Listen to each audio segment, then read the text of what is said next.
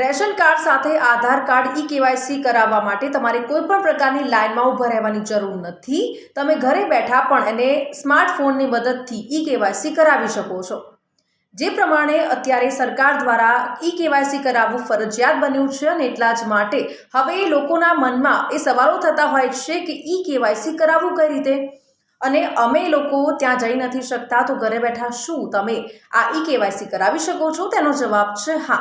ઘરે બેઠા my ration એપ્લિકેશનની મદદથી તમે આ જે ઈ-કેવાયસી છે તે કરાવી શકો છો। આનો સરકારનો હેતુ એ જ છે કે જે પ્રમાણે યોગ્ય લાભાર્થીઓ છે તેમને સરકારી યોજનાઓનો લાભ મળી રહે। જે પ્રમાણે આ વિડીયોની અંદર હું તમને તમામ માહિતી આપીશ કે કયા ડોક્યુમેન્ટ્સની તમને જરૂર પડશે અને કઈ રીતે તમે ઓનલાઈન એપ્લાય કરી શકો છો।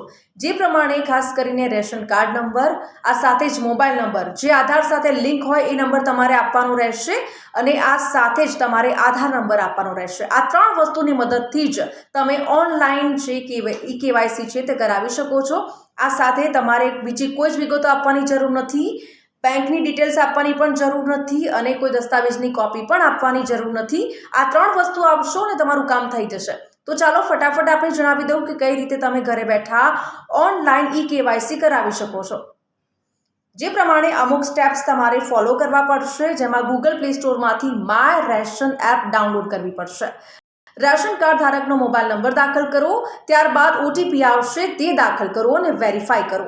પ્રોફાઇલમાં જઈને પાસવર્ડ સેટ કરો, રેશન કાર્ડ સાથે લિંક કરો। હવે હોમ પેજ પર જાઓ, જ્યાં ઘણા ઓપ્શન દેખાશે, તેમાંથી આધાર ઈ-કેવાયસી ઓપ્શન સિલેક્ટ કરો। નવું પેજ ઓપન થશે, જેમાં સૂચનાઓ આપી હશે, જેને ધ્યાનથી વાંચો। ત્યારબાદ આધાર ફેસ રીડરની લિંક આપેલી હશે। આધાર ફેસ રીડર એપ્લિકેશન ડાઉનલોડ કરી લો। હવે નીચે ચેકબોક્સ પર ક્લિક કરો, ત્યારે નવું પેજ ઓપન થશે। તેની નીચે કોડ હશે, તે બાજુના ખાનામાં દાખલ કરો। ત્યારબાદ તમે જે રેશન કાર્ડ લિંક કર્યું છે તેનો નંબર તથા કાર્ડના સભ્યોની વિગત પણ દેખાશે।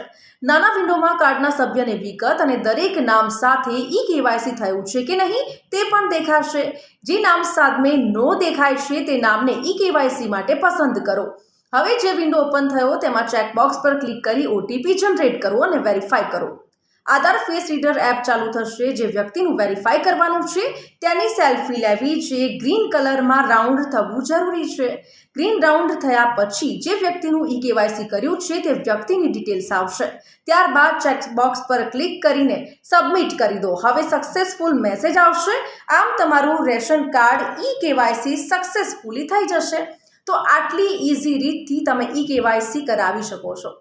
જો તમને આ વિડીયો ઇન્ફોર્મેટિવ લાગ્યો હોય તો અમને કમેન્ટ કરીને ચોક્કસથી જણાવજો અને આવા જ અપડેટેડ વિડીયોઝ જોવા માટે સંદેશ ન્યૂઝના ડિજિટલ પ્લેટફોર્મ સાથે જોડાયેલા રહો।